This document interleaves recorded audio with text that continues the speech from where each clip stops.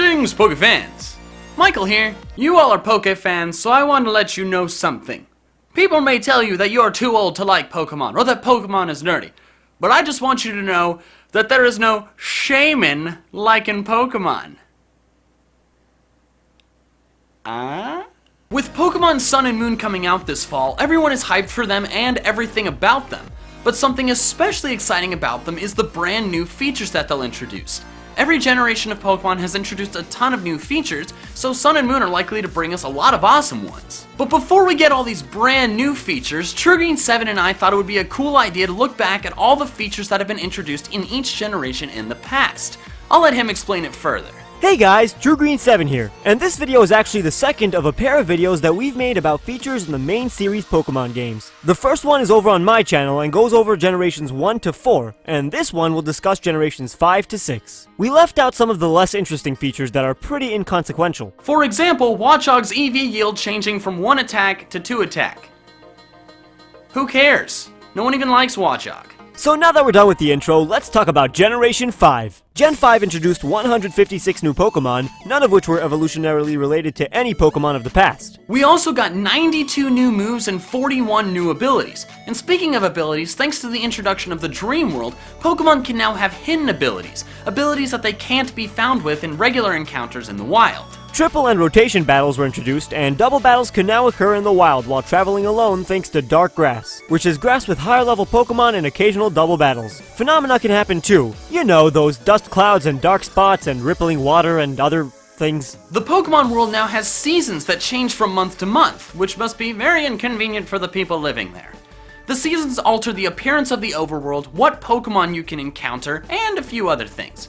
Also, the Pokemart is now inside the Pokemon Center, which is gloriously convenient. The appearance of battle changed a lot as well. Pokemon now animate constantly and change color or close their eyes when affected with a status condition, and their back sprites show the full body. Heavier Pokemon will also kick up a dust cloud when they land, and if an ability is activated in battle, the name of the ability shows up. The battle music also gets more intense during certain situations, and speaking of music changes, the overworld music can change too. Not just depending on the time of day like in Gen 4, but it can also change depending on the seasons, whether you're moving or static, or if you're walking near someone playing an instrument. In the spirit of convenience, you can now register 4 key items at once. That's the real reason I bought Pokemon Black. And you can trade or battle from anywhere thanks to the Sea Gear. And when a repel's effects wears off, it'll ask you if you want to use another one. I don't know who's asking, but I don't question it. And TMs don't break anymore.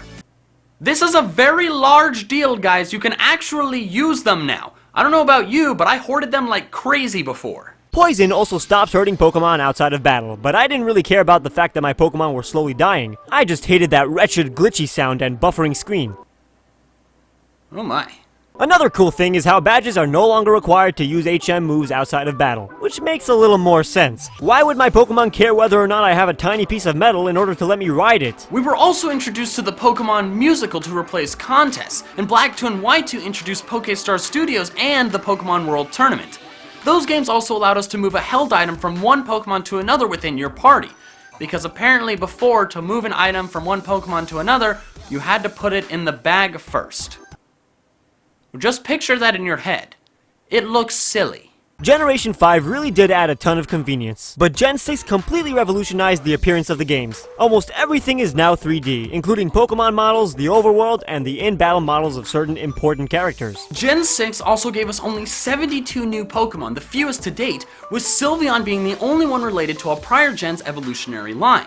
We also got 62 new moves and 27 new abilities, but the biggest addition was that of the Fairy type, a type created to make dragons less overpowered and poison and steel types a little bit more offensively present.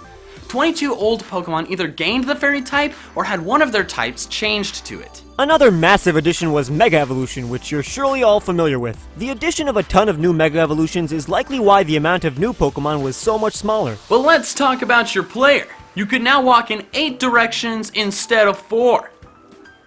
Whoa! And you can customize a ton of things about your appearance, such as clothes, complexion, hair, and eye color. The only thing they could do to make this more realistic would be to add the ability to gain weight. We also got 2 new ways to interact with our Pokemon: the cutesy feeding and petting app Pokémon, and the EV training app Super Training. You now can get experience from capturing a Pokemon, and speaking of experience, the experience share was also changed to giving any Pokemon that participated in battle full experience, and anyone that didn't but is in the party gets half. Which can really add up, especially if you're in a 5 wild Pokemon Horde battle, another battle format that was introduced. Inverse battles, where type resistances and weaknesses are flipped, was another battle format that was added. Steel no longer resists Dark and Ghost. Poor Metagross. Omega Ruby and Alpha Sapphire also added in a couple features, such as Primal Reversion, which is essentially Mega Evolution except you can do more than one, Soaring, and the ability to move in all directions. Big deal, huh? It is a big deal because now we can sneak up on Pokemon, allowing for a much more engaging way to catch Pokemon, using the Dex Nav.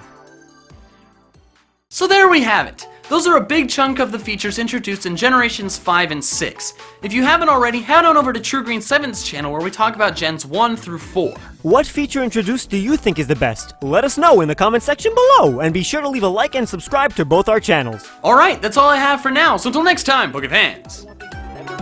Gotta catch 'em all! Everybody wants to get down.